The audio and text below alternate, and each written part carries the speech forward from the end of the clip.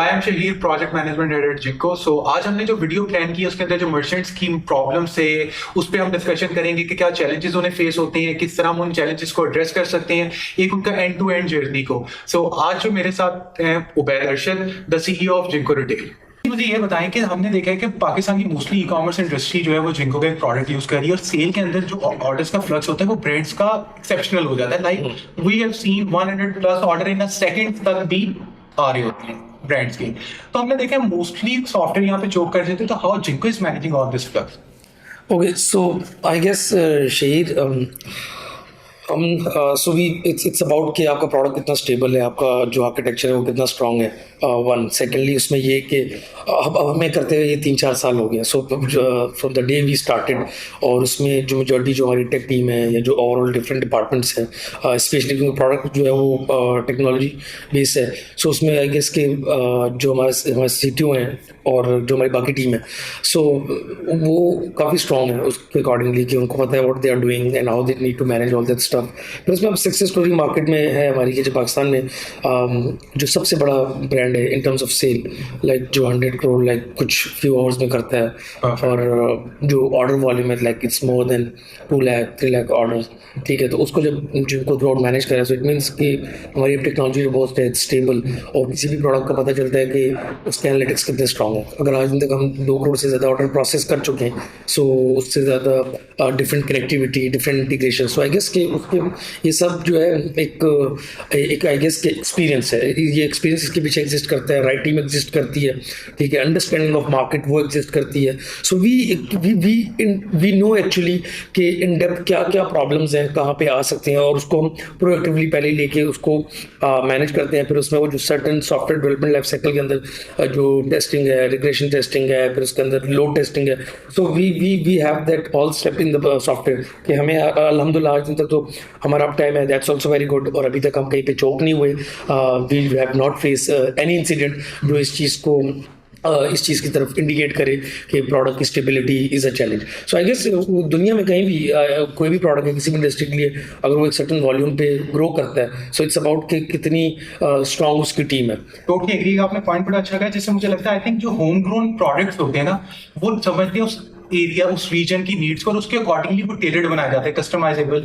जैसे कि अगर देखा जाए कि हमने देखा काफी ज्यादा इंटरनेशनल सॉफ्टवेयर है, लेकिन वो कस्टमाइज करना इतना इजी नहीं है। तो इन टर्म्स ऑफ कस्टमाइजेशन आप जिनको को क्या मतलब, how much customization to the local market? So it vary from market to market. Obviously जो इंटरनेशनल प्रोडक्ट होगा as compare to a company who is sitting here, they have the in depth knowledge, understanding है ना, understanding है। तो उसमें फिर क्या होता है, उसमें बहुत आसान होता है कि उस मार्केट की नीड को एड्रेस करना, क्योंकि वो जैसे जिनको के केस में हमें कलेक्टिव इनपुट आता है from the market, so it's a market product. तो हमें पता है कि इन चैलेंजेस को हमने एड्रेस करना है। हमारी प्रायोरिटी ये है, जो इंटरनेशनल प्रोडक्ट है उनकी जो कोर रीजन है, वो रीजन वहाँ है जहाँ से वो स्टार्ट करेंगे, जहाँ उनका मार्केट शेयर बहुत ज़्यादा है उधर का।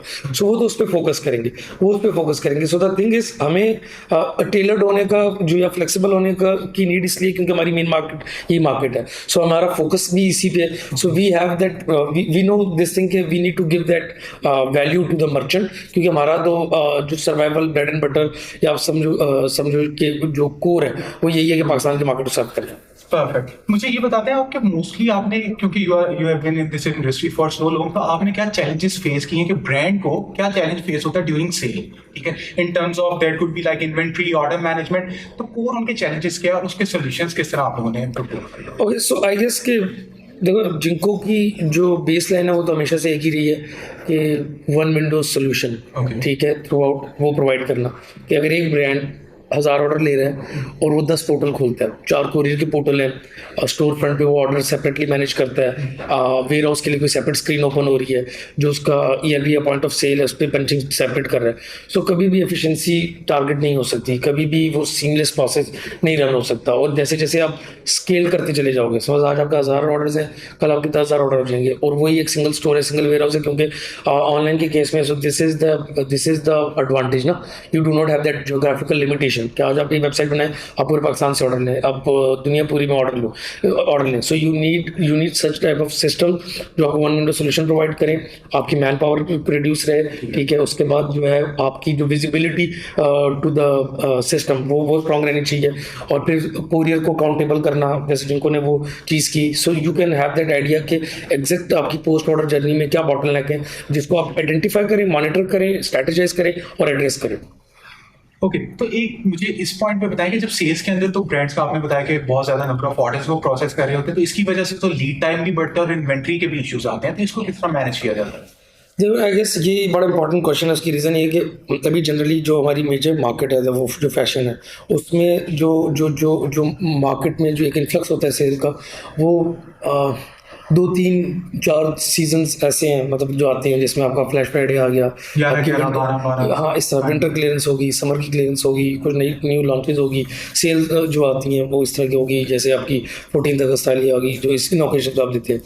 हाँ ये चैलेंज बिल्कुल है, और उसकी रीज़न ये है कि ऑब्वियसली आपकी एक सर्टन कैपेसिटी है जो जनरली स्टैंडर्ड कैपेसिटी है आपके वेयर हाउस की, ठीक है। कि आपने अगर एक वेयर हाउस में आपकी जो टीम है, आपका जो सेल्स का इन्फ्लक्स है कि शायद आप 10,000 ऑर्डर ले सकते हो, लेकिन जो आपका पिक पैक शिप का मॉडल है वो डेली बेसिस पे उसकी जो कैपेसिटी है वो शायद 2,000-3,000 की है। सो आप उसको डिले करते हो। जब आप डिले करते हो तो ऑर्डर का लीड टाइम इंक्रीज कर रहा है, और कुछ ऑर्डर का लीड टाइम इंक्रीज करने की वजह से रिटर्न के जो चांसेस हैं वो इंक्रीज हो जाते हैं, सही है। इसीलिए जो जिनको के अंदर हमने ओमनी चैनल का कॉन्सेप्ट बनाया था, उसकी 2-3 रीजनिंग थी। एक रीजनिंग ये थी कि आप मल्टीपल फुलफिलमेंट सेंटर को भी साथ कनेक्ट कर ले। जैसे एक बात कर रहा हूँ कि स्पेसिफिकली तो मैं नाम नहीं लूँगा किसी का, लेकिन बहुत सी ऐसी थर्ड पार्टीज़ हैं जो फुलफिलमेंट सेंटर की सर्विसेज प्रोवाइड कर रहे हैं। अब वो एक एडवांटेज क्यों है? देखिए, आप इंटरनली हर मंथ आपको 10,000 ऑर्डर आ नहीं रहा, तो आप अपनी वेयर हाउस की टीम को एक्सपेंड कर नहीं सकते। वो करेंगे तो आपकी ऑपरेशनल कॉस्ट इंक्रीज कर जाएगी। बट व्हाट इफ कि जब आपको सीजन सेल्स के जो सेल्स का सीजन है, या जो उस टाइम स्पेन में आपको टीम इंक्रीज करनी है, तो आप वो ट्रेनिंग तो नहीं कर सकते, ठीक है। आप एडॉक बेसिस पे ना ट्रेनिंग कर सकते हैं, ना उनको जेलिंग करवा सकते हैं, ना उस पूरे प्रोसेस को ले सकते हैं। तो 2-3 चीज़ें, एक तो ये कि इसमें हम कहते हैं कि जिसका एग्जिस्टिंग नेटवर्क है, ओमनी चैनल को यूटिलाइज किया जाए, क्योंकि omni channel does not only mean कि आपकी इन्वेंटरी की एलोकेशन है, उसका मतलब है रिसोर्स की एलोकेशन। ओमनी में लाइक आप अपनी शॉप्स को भी कनेक्ट कर वेयर हाउस यूज कर रहे हो। हाँ, तो ऐसे है कि जैसे अगर आपकी कुछ शॉप्स हैं उसमें ब्रिक एंड मोटर में वॉक इन कस्टमर्स का उतना लोड नहीं है, तो आप इस पूरे नेटवर्क की लोड मैनेजमेंट कर सकते हैं। विच मीन्स अगर आपके 10,000 ऑर्डर आए, 5,000 ऑर्डर आपकी कैपेसिटी थी कि आपने वेयर हाउस पे लेके चलो 3 से 5,000 आपने वो वहाँ पे मूव करवा दिए। फिर उसके बाद ये है कि यार आपने एक आउटलेट पे 1,000 ऑर्डर, एक आउटलेट पे 1,000 ऑर्डर, फिर अगर थर्ड पार्टी फुलफिलमेंट सेंटर्स आपने कनेक्ट किए हैं तो उनको, तो क्या होगा जब आप इसको इस तरह से स्ट्रैटेजाइज करके प्लान करके इनकी ऑर्डर एलोकेशन करेंगे, तो आपका ऑर्डर लीड टाइम डिक्रीज करेगा। ऑर्डर लीड टाइम डिक्रीज करेगा तो फिर आपकी जो रिटर्न रेशियो वो भी कंट्रोल होगा। सो देखिए, जिनको के केस में हम ऑटोमेशन या टेक को यूज करके प्रोवाइड ही ये करना चाहते हैं कि इतना फ्लेक्सिबल मॉडल मर्चेंट्स के लिए हो जाए कि उनकी इन्वेंट्री, उनका लोड मैनेजमेंट, उनकी जो एंड टू एंड सेल्स है, क्योंकि देखिए पाकिस्तान में 98% कैश ऑन डिलीवरी है, विच मीन्स कि जो आप पेड मार्केटिंग करके ऑर्डर ला रहे हो वो लीड है, वो ऑर्डर नहीं है अनलेस इट गेट्स डिलीवर्ड। सो इस पूरे सिनेरियो में व्हाट आई थिंक कि आपको एक है आपकी नॉर्मल स्ट्रैटेजी जो है जो आपकी सेल जो नॉन सेल्स के डेज में आप इम्प्लीमेंट कर रहे हैं। एक है वो आपकी वो जब आप सेल्स के दिनों में कुछ चीज़ें प्लान कर रहे हैं, तो वो डिफरेंट है और ये डिफरेंट है। बिल्कुल, हम जैसे देखते हैं कि जब ऑनलाइन सेल करती है तो स्टोर्स पे इतना रश नहीं होता क्योंकि लोग ऑनलाइन कर रहे होते हैं, तो व्हाई नॉट उसी रिसोर्सेज को ऑनलाइन फुलफिलमेंट के लिए यूज कर लिया जाए, तो it's a very optimal use of resource. तो जब सेल्स का फ्लक्स होता है, वरना तो नॉर्मल डेज में जितने भी ऑर्डर आ रहे हैं कस्टमर सपोर्ट के लोग कॉल करके कस्टमर से वेरीफाई कर लेते हैं। सेल में जब फ्लक्स इतना ज्यादा होता है तो तब ऑर्डर वेरिफिकेशन तो ब्रांड के लिए कैसे होती होगी, मैनुअल वेरिफिकेशन? देखिए, यही तो चीज़ है कि सिस्टम को जिनको में जो फ्लेक्सिबिलिटी रखी है वो इसी चीज़ की रखी है ना, कि ऑब्वियसली फिर वही बात है, इसकी भी कनेक्टिविटी है with the order lead time, कि अगर आप 10,000 ऑर्डर लेके सारों को कॉल कंफर्मेशन करेंगे, कोई कॉल उठाएगा कोई कॉल नहीं उठाएगा, फिर उसमें एक सर्टन टाइम ड्यूरेशन है कि आप आफ्टर 6-7 किसी को कॉल करोगे नहीं, ठीक है। IVR कॉल्स जो है वो उनकी अपनी कॉस्ट है, ऑब्वियसली वो भी आप रन कर सकते हो। फिर वो वेरिफिकेशन की जो लिंक है, ये सारे प्रोसेस भी एग्जिस्ट करते हैं। वन जिनको के अंदर। दूसरा ये कि अगर आपने हिस्टोरिकल डेटा को यूटिलाइज करके डिसीजन लेना है, कैसे कस्टमर है उसके 10 ऑर्डर्स हैं और वो डिलीवर्ड है, so the probability of getting that order cancelled और रिटर्न इज लेस। तो आप ऐसे ऑर्डर पे you can play with them कि आप उनको ऑटो वेरिफिकेशन पे लगा दो। ब्रांड्स के पास प्रोफाइलिंग होती है कस्टमर की कि उसके कस्टमर का जिनको प्रोफाइलिंग देता है, सो जिनको प्रोफाइलिंग इसी बेस पे देता है और उस प्रोफाइलिंग उस प्रोफाइलिंग के साथ जिनको ट्रिगर्स भी प्रोवाइड करता है। ठीक है, वो ट्रिगर्स यही है कि ये आपके लॉयल कस्टमर्स है। लॉयल की डेफिनेशन आप खुद कर सकते हो। सपोज मैं ये कहता हूँ कि यार मैंने एक स्टैंडर्ड प्रोसेस के अकॉर्डिंगली सारे ऑर्डर्स को वेरीफाई नहीं करना क्योंकि मेरा ऑर्डर लीड टाइम जो है वो बढ़ रहा है, तो मैं क्या करूंगा, मैं देखूंगा कि यार अगर 4 साल से मेरा ब्रांड है तो मेरा 70% 80% जिस कस्टमर का डिलीवरी रेशियो है और 10 से ज़्यादा ऑर्डर प्लेस हुए हैं, सो इसका मतलब है वो मेरे उनके लिए नो कंफर्मेशन, सीधी ऑटो फुलफिलमेंट और वो as soon as possible pick pack ship हो। और इसी तरह अगर ऐसे कोई कस्टमर हैं जो फ्रॉडलेंट हैं तो उनके ऑर्डर को मैं होल्ड करूंगा ताकि मेरी इन्वेंट्री ब्लॉक ना हो। सो जो एक ऑटोमेशन है, जो एक ऑर्डर एग्रीगेटर है, उसका पर्पज ही ये होता है कि वो इन चीज़ों को कंट्रोल करके दे, क्योंकि हमने जो वैल्यू ऐड करनी है वो मर्चेंट के लिए इन्हीं चीज़ों पे वैल्यू ऐड करनी है, जो इन terms of order lead time को डिक्रीज करना, कोरियर्स की काउंटेबिलिटी करना, ठीक है, उसके बाद एंड कंज्यूमर को सेटिस्फाई रखना और उसके बाद ये कि रिटर्न रेशियो को कंट्रोल करना और कस्टमर रिटेंशन डिक्रीज करना। मेरे पास तो देखिए मेरा माइंडसेट से यही 5-6 पैरामीटर्स हैं। जब ये इस पे आप मर्चेंट को ग्रोथ दे रहे होते हो, इसका मतलब होता है कि आप उसको पैसे बना के दे रहे हो, पैसे बचा के दे रहे हो। अच्छा, हमने ये सारा प्रोसेस तो मर्चेंट ने अपने एंड पे कर लिया, जिसपे उसने फुलफिलमेंट को as soon as possible, verification ये सब कर लिया।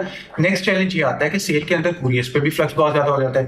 तो जब कुरियर के ऊपर फ्लक्स होता है तो ब्रांड को तो कमिटेड होता है 2 to 3 working days inter region ही आप डिलीवर कर देंगे, लेकिन ब्रांड को किस तरह क्लियरली पता लगेगा कि इसने वाकई अपनी कमिटमेंट पूरी की है या नहीं की? सो इसमें ना ये बहुत बड़ा प्रॉब्लम था और है भी मार्केट का कि क्योंकि कमिटमेंट तो कर लेते हैं इसी की, बट उसको फुलफिल करना, उसको ट्रैक करना, उसको ट्रैक करना, उसको मॉनिटर करना। सो बेसिकली हमने क्या किया, हमने एक सर्टेन डेटा सेट इसके अंदर इनकॉर्पोरेट किया जिनको के अंदर कि भाई हर कोरियर की कमिटमेंट जो है वो एंटर करो पोर्टल के अंदर। तो जैसे अगर एक कोरियर आया, उसने कहा मेरे ये 4 जोन है, इन 4 जोन में ये 500 सिटीज़ हैं और इस जोन से इस जोन पे लेके जाने के लिए मैं सपोज इतने दिन में डिलीवर करता हूँ इस सर्विस के अंडर और इतने दिन में पेमेंट देता हूँ। सो होता क्या है, ये सारा डेटा हम रिकॉर्ड करते हैं जिनको के अंदर, फिर इसके अंदर जो मोबाइल और डेस्कटॉप पे हमारे जो BI रिपोर्ट्स हैं और सर्टेन ट्रिगर्स हैं उसमें वो जो इन्फॉर्म करता है मर्चेंट को सिस्टम कि यार ये एक इस जोन से इस जोन पे इतने ऑर्डर इस कोरियर ने इस टाइम स्पैन में कमिट किए थे और वो इतने डिले हो गए, पेमेंट इतनी डिले हो गई है, और फिर उसके अकॉर्डिंगली सिस्टम सजेशन और रिकमेंडेशन भी देता है कि as compare to this courier, इस कोरियर की परफॉर्मेंस बेटर है और ये सेम सिटीज ऑफर करता है ये से और इसकी परफॉर्मेंस बेटर हो रही है। सिटी वाइज कंपैरिजन कंपैरिजन आ गया, courier wise, city wise, courier city wise. हाँ, ऑब्वियसली उसकी एजिंग एनालिसिस और उसकी वो इन डेप्थ एनालिसिस वो सारे हमारी रिपोर्ट में अवेलेबल है। क्योंकि उसमें क्या होता है, फिर आप कोरियर का component not on the basis of your gut और बार 10 एक्सेल की बेसिस पे और 10 लोगों को कॉल करने की पूछने की जरूरत नहीं है। It's totally data driven now, ठीक है। फिर आप जो डिसीजन लेंगे ब्रांड अपनी ऑर्डर्स की एलोकेशन का to the courier, that should be totally dependent on the data, ठीक है। तो वो उसके अकॉर्डिंगली जिनको प्रोवाइड कर रहे हैं यहाँ से। तो अब एक नेक्स्ट जर्नी कस्टमर के एंड पे आ जाती है। ये सारा तो ब्रांड एंड ऑपरेशनल एंड हो गया। कस्टमर ने अब देखना है कि जी मेरा ऑर्डर किधर है। अब क्या है कि जैसे हमने पहले बात की, एक ऑर्डर मल्टीपल ऑर्डर्स में स्प्लिट हो गया, तो कस्टमर को क्या करना पड़ता है कि जो ऑर्डर जिस कुरियर से उसे सेंड हो रहा है उसका ट्रैकिंग नंबर उसके पोर्टल पे जाके पेस्ट करना, तो इट्स अ हैसल, ठीक है। तो मल्टीपल विंडोज अब तो क्लाइंट को यूज करनी पड़ रही है, तो इसका क्या सोल्यूशन है? ओके, सो सही रहेगा इसके हमने देखो यार, जब हमने ना 1 विंडो सोल्यूशन प्लान करना था ना, तो हमें इन सारी चैलेंजेस का आइडिया था, तो हमने इसको प्लान इस तरह किया था। हमने सारे कोरियर्स के स्टेटस, डिफरेंट स्टेटस जो कंज्यूमर के लिए उसकी कोई वैल्यू नहीं है, उनकी कोई अंडरस्टैंडिंग नहीं है, ठीक है। सो द पॉइंट इज हमने उनको सेंट्रलाइज किया। हमने हर ब्रांड के लिए मतलब मर्चेंट के लिए उनका ब्रांडेड पेज बनता है और उनके कंज्यूमर के लिए सिंपल 2-3 स्टेटस है कि भाई पिक हो गया, पैक हो रहा है, ठीक है, और उसके बाद डिस्पैच हो गया और ड्रम डिलीवर होगा। तो ये 3-4 स्टेटस है।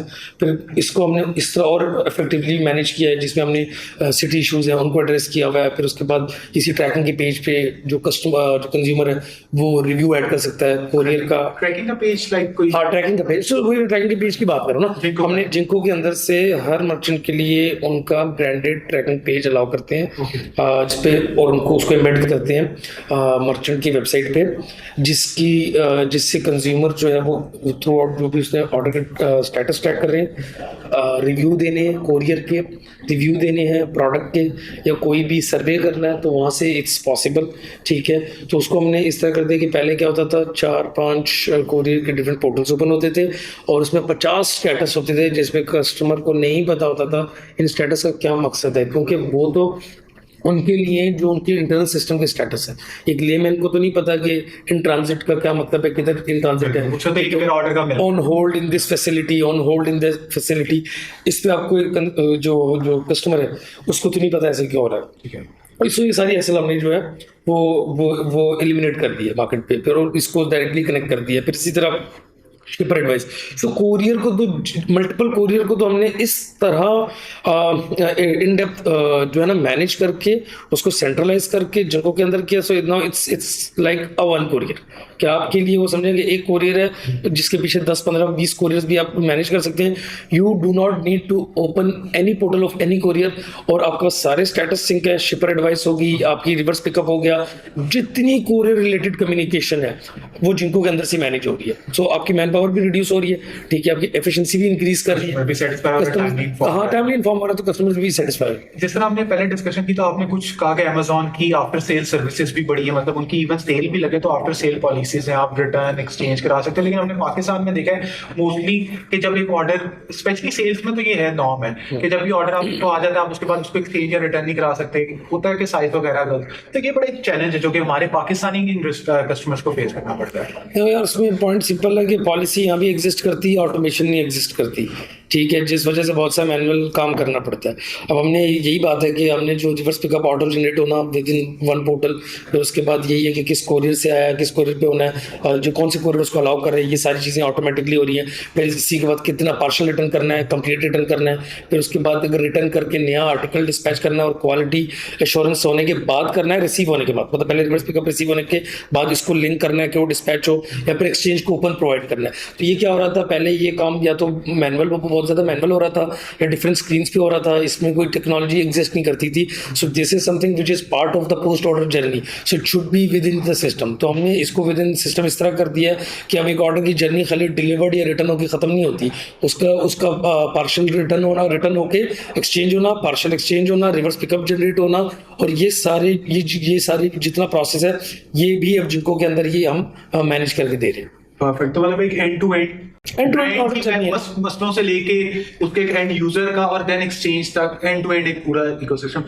So what's the new features जो कि अब आप लोग पाकिस्तानी, देखिए यार, हमारा फोकस है, हमने बहुत मॉड्यूल, बहुत फीचर्स, पोस्ट ऑर्डर जर्नी, इन सब पे बहुत काम किया और भी कर रहे हैं, और इसकी डेवलपमेंट भी कर रहे हैं। अब हमें एक गैप आइडेंटिफाई हुआ था लाइक 1-1.5 साल पहले, और विजन वाज कि हमने अपना इकोसिस्टम को एक्सपेंड करना है। हमें खाली ऑर्डर एग्रीगेटर या एक हाई एंड ब्रिज की तरह एक्ट नहीं करना, we need to build our storefront as well, क्योंकि जो द मोस्ट कॉम्प्लिकेटेड पार्ट है दैट हैज बीन एड्रेस्ड, ठीक है। अब जो ई कॉमर्स स्टोर फ्रंट है, we have the understanding, we have the right team, ठीक है, और हमें पता है कि पाकिस्तान में चैलेंज है कि शॉपिफाई, मैजेंटो या बहुत से जो इंटरनेशनल प्रोडक्ट्स हैं उनकी एक सर्टन लिमिटेशंस है। फिर जो डॉलर का इम्पैक्ट आ रहा है उसकी वजह से बहुत से चैलेंजेस है। इवन तो right now you can not send money outside of Pakistan to pay them, ठीक है। फिर उसके बाद आपकी जो पेमेंट गेटवेज है उनके बड़े चैलेंजेस हैं, चेकआउट के कंट्रोल्स के बड़े चैलेंजेस हैं। फिर उसके बाद आपकी जो मोस्ट इंपॉर्टेंट चैलेंज है कि जो सबसे बड़ा मार्केट शेयर जिस प्लेटफॉर्म के पास है वो आपको डुअल करेंसी में सेल नहीं करने देता, मतलब वो आपको एक प्रोडक्ट को मल्टीपल रीजन के अकॉर्डिंगली मल्टीपल प्राइसिंग में सेल नहीं करने देता। सो हम लोगों ने जो डेडिकेटेडली एक विंग बनाया, उस पर फोकस किया और हमने रोल आउट करके उसको लाइव कर दिया कतर की कुछ मार्केट प्लेसेस के लिए, और उसमें पाकिस्तान का PCB obviously we are taking care of that. और फिर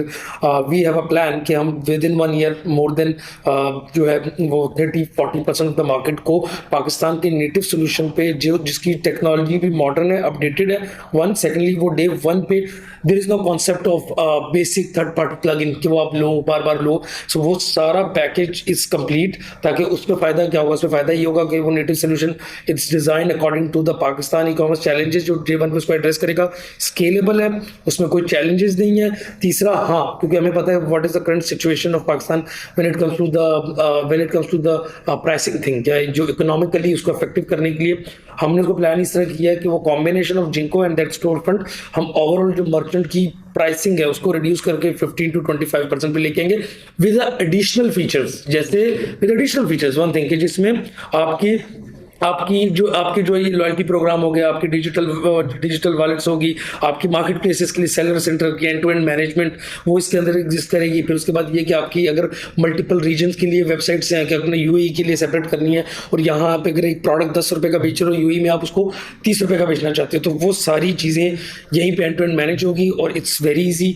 और वो मर्चेंट खुद उसको मैनेज कर रहा होगा, उसके ऑपरेशन कॉस्ट भी काफ़ी इकोनॉमिकल है। सो दिस इज रेडी। ये वो नहीं है जो हम हाँ इसके बाद हम और फीचर में क्या कर रहे हैं। So we are building a complete mobile version of pick pack ship. उसके बाद हमने ऑलरेडी एक वर्किंग स्टार्ट कर दिया advance warehouse management system पे, जिसको हम आईओटी को भी इनकॉर्पोरेट कर रहे हैं। और हम जो ब्रांड्स के सेंट्रल वेयर हाउसेज हैं उनका जो कंप्लीट मॉडल है, जैसे कि उसका उनकी जो आपकी ये जो सप्लाई चेन के बाद जितनी भी वेयर हाउसिंग का मॉडल है कि उसके अंदर जो ऑर्डर ने पिक पैक शिप होना है, फिर उसके बाद बिन लोकेशंस लगनी है, आइल नंबर लगने हैं, फिर उसके बाद क्या कहते हैं वो पूरा जो ऑटोमेटिकली जो पूरा वेयर हाउस है उसका जो ब्लूप्रिंट है, कितनी कैपेसिटी है, किस एरिया में, वो सिस्टम डिसाइड करेगा ऑटोमेटिकली। फिर लोड मैनेजमेंट ऑफ द जो टीम है कि किस टीम का लोड कैसे मैनेज हो रहा है। तो हमारा next goal is to e commerce storefront के बाद बाकी तो माइन्यूट डेवलपमेंट तो हम करते जा रहे हैं, वो फीचर्स बिल्ड करते चले जा रहे हैं और भी बहुत सी चीज़ें। लेकिन जो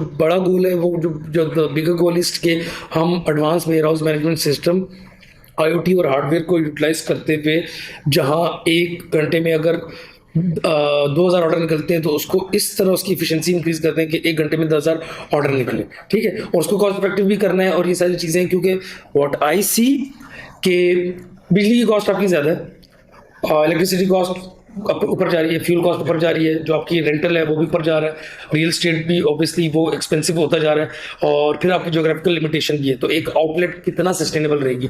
आज 15 to 20% एवरेज फैशन और को देखते हुए 15 to 20% of the business online पे मूव कर रहा है आहिस्ता आहिस्ता। स्टिल रिटेल का बहुत बड़ा मार्केट शेयर है, लेकिन ये आहिस्ता आहिस्ता रिड्यूस होना है। जो अभी हमारी सिनेरियो, जैसे आप देखें कि there are certain limitation in few cities की 11 के बाद आप ओपन नहीं रह सकते, शॉप क्लोज हो जाती है, ठीक है, हाँ ट्रैवलिंग। तो ये सारे फैक्टर्स हैं जिसकी वजह से ऑनलाइन ने मैसिवली ग्रो करना है। जब ऑनलाइन मैसिवली ग्रो करेगा तो विदाउट टेक्नोलॉजी, विदाउट ऑटोमेशन आप तो सस्टेन कर ही नहीं सकते। ये तो वो चीज़ होगी, आपने सेल लगाई, 20,000 ऑर्डर भी लिए, निकालना कैसे, मैनेज कैसे करना है, पिक पैक शिप कैसे करना है, और इसको कन्वर्ट कैसे करना है, क्योंकि ये पेड ऑर्डर तो थे नहीं। 97-98%, 96% तो ये कैश ऑन डिलीवरी थे। एक फिर जो आपकी इंटरनेशनल मार्केट है उसमें तो आपको कस्टमर के साथ कमिटमेंट बहुत स्ट्रांग होनी चाहिए। अगर 6 दिन है और आप लोकल निकाल रहे थे एक ही वेयर हाउस से, एक ही वेयर हाउस से इंटरनेशनल निकाल रहे थे और आपको पता नहीं चला इंटरनेशनल ऑर्डर 2, 3, 4, तो वो कस्टमर जो पहले ही आपको पे कर रहा है, तो उसको अगर मैं डिले कर दिया तो वो फिर उसमें वो रिफंड भी क्लेम करेगा, उसके एज अ ब्रांड की जो क्रेडिबिलिटी है, रिप्यूट है, वो भी डैमेज होगी। सो ये सारी चीज़ें इंटरलिंक्ड है विद ऑटोमेशन और with technology. So what I think is future of e commerce में ओवरऑल टेक्नोलॉजी ने एक वाइटल रोल प्ले किया है। लेकिन टेक्नोलॉजी स्ट्रेटेजाइज करना, प्लान करना, सिलेक्ट करना, ये सारा काम मर्चेंट का ही है। मर्चेंट ने वाइटल रोल प्ले करना है, खाली टेक्नोलॉजी या टेक्नोलॉजी कंपनीज कुछ नहीं कर सकती। इन दोनों को हैंड इन हैंड मिलकर इस चीज़ को स्ट्रेटेजाइज करना है, प्लान करना है कि व्हाट इज द टारगेट और ये इस फ्यूचर में इसको कैसे सॉल्व करना है और आज से उसके लिए वो क्या स्टेप्स ले रहे हैं। तो आज की जो हमारी बेसिकली वीडियो का पर्पस था वो यही था कि आपको एजुकेट करना, वो बताना वो मसले जो इंडस्ट्री को फेस होते हैं और उसके लिए जिनको ने क्या क्या स्टेप्स लिए। तो हमने एक पूरी एंड टू एंड जर्नी को डिस्कस किया with Ubaid Arshad. So looking forward, आप लोगों का अगर कोई भी क्यूरी, कोई भी क्वेश्चन हो, हमारी जो ईमेल एड्रेस आपके पास स्क्रीन पे शो हो रही है, प्लीज़ आप हमें इस पर अपनी क्यूरी फॉरवर्ड करें। We will be more than happy to assist you. Thank you so much.